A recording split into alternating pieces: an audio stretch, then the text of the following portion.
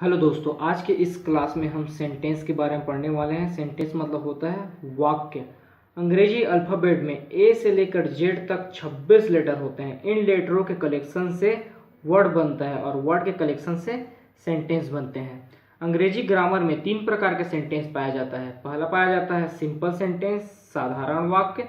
दूसरा पाया जाता है कंपाउंड सेंटेंस, मिश्रित वाक्य। तीसरा पाया जाता है कॉम्प्लेक्स सेंटेंस, संयुक्त वाक्य।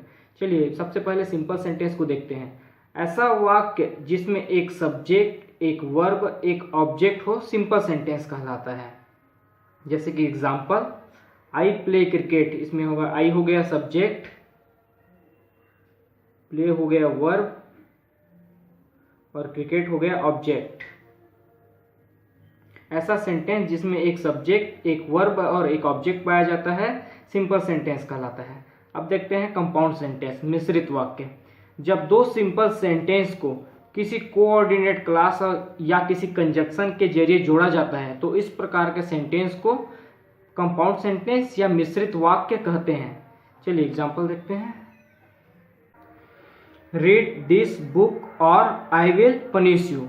यह पुस्तक पढ़ो वरना मैं तुम्हें पनिश करूंगा। देखिए इस एग्जांपल में रीड दिस बुक यह पहला सिंपल सेंटेंस और आई विल पनिश यू ये दूसरा सिंपल सेंटेंस। इन दोनों सिंपल सेंटेंस को और कनेक्टर के द्वारा जोड़ा गया है तो इस प्रकार का सेंटेंस कंपाउंड सेंटेंस कहलाता है। जब दो सिंपल सेंटेंस को किसी कोऑर्डिनेट क्लास या किसी कंजक्शन के जरिए जोड़ा जाता है तो इस प्रकार के सेंटेंस को कंपाउंड सेंटेंस, मिश्रित वाक्य कहते हैं। चलिए अब कॉम्प्लेक्स सेंटेंस को देखते हैं।